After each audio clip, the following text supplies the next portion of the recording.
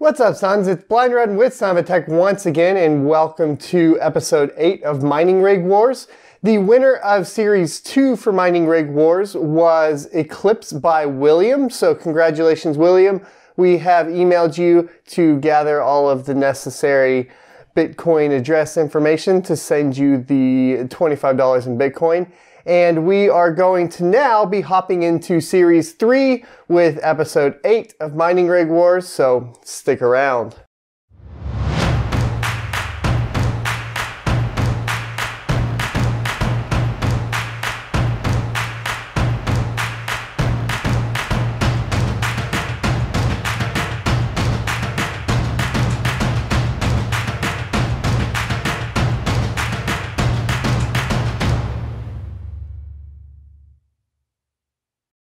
Welcome back. So if this is your first time and you want to vote for one of these rigs, make sure you click the exclamation point up in the top corner here, and it'll come down with a poll and you will vote for your rig. They are named by Rig A through Rig E, and they will just be listed out there for you to vote. And the winner will be entered into the finals for Series 3. Without further ado, let's talk about the entries for this week. Starting things off, we have a massive system called Fireball from MK Systems. This will be Rig A if you're voting, and it is essentially a ton of GPUs really close together, so it looks really clean. I will say that. I'm not sure how temperatures are. It's featuring two Intel i3-7100s with two ASRock H110 BTC Pro Plus motherboards, two 8 gig sticks of RAM, and four Corsair 850 watt power supplies, two 16 gigabyte USBs, and 24 Palit GTX 1063 gigabytes. The total hash rate on ETH is 550 megahash a second. Next we have Rigby by Dolanan. If I'm pronouncing that incorrectly, my sincerest apologies, and let me know the correct way in the description below. It's featuring an ASRock H110 Pro BTC Plus with the G4400 proc, 8 gigs of DDR4 with a 16 gigabyte thumb drive running the OS, and 3 EVGA 750 watt power supplies, all powering 12 Power Color RX 470 8 gigabytes. He has a pretty cool setup here. It does look, as far as racking and mounting, it's similar to the wall mount, similar idea where they're mounted, you know, facing out and etc. Overall, a pretty big operation, and I don't have the current hash rate.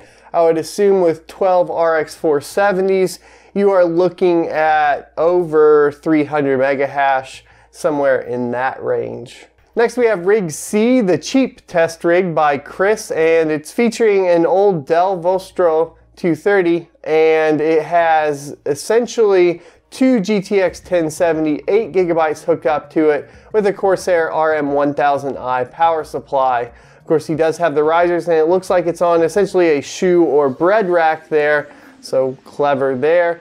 The total cost, he is saying, was $1,185, mainly because he was able to buy the Dell for 50 bucks with the motherboard, the processor, and memory, and all of that already ready to go. Seeing as he didn't provide a hash rate, I can tell you that with the two 1070s, he's probably looking at around 60 megahash a second. Next we have Rig D, that I fondly named High School because he said this is a high school rig. By that I mean that he is in high school, and the owner is John. I did want to say that just right off the bat, he's got off to a good start with the frame. He has plenty of room for expandability, which is always good when you're working on this sort of thing.